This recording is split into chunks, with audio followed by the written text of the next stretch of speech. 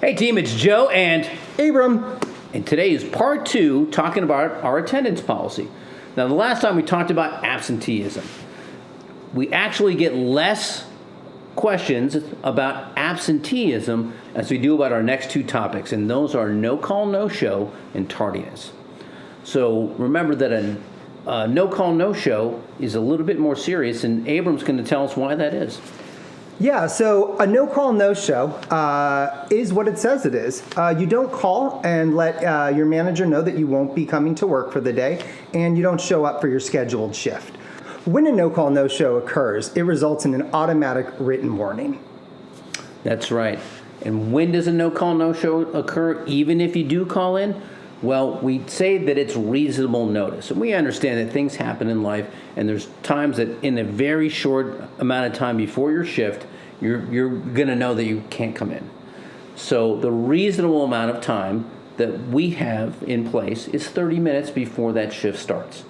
Now, if you can report after that, then you're going to have a discussion with your manager or supervisor if it is feasible for you to come in. As Abram said, so much of our attendance policy is about planning for the rest of the team. We may already have planned for someone to cover your shift. So if you call after that 30-minute mark, it's really going to be up to the discretion of your manager or supervisor on whether or not you report that day. So let's go ahead and talk about tardies. So tardies are when you clock in for your shift 8 minutes or more past the scheduled start time. Our time clocks here at the Hilton Austin have a grace window on each side of your start time. So there is a 7-minute grace window that our team members have before and after their scheduled start time. So if you were to start at 3 p.m., you could clock in anywhere after 2:53 all the way up to 3:07, and it will round either forward or backwards to 3 p.m., and you will be on time. So when does that become a concern? So our guideline is 5 tardies in a 6-month period. So we want to make sure that 1 or 2 obviously are not a concern. But if we have individuals that are chronically late, Abram, again, that upsets the balance of the team in our planning.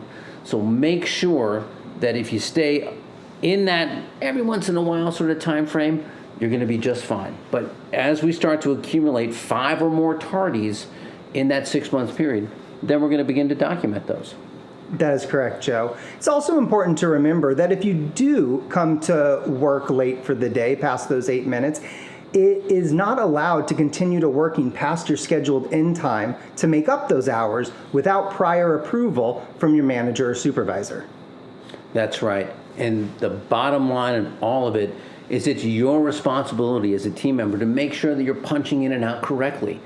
So if you miss a punch, if you don't report in to the time clock or to the time clock that you're supposed to report into in uniform, those are all portions of the tardiness policy. So again, make sure in uniform, 7 minutes or more beyond the hour, you're going to be just fine. But at that 8th minute, you're going to be tardy. No more than 5 tardies in a 6-month period, Abram? That's correct. That is correct. And everything will be just fine. And remember, if you have questions, you can always come to the HR office. That's right. See Abram, come to me. I'm happy to explain as well. And until next time, I'm Joe. And I'm Abram. And that's our attendance policy.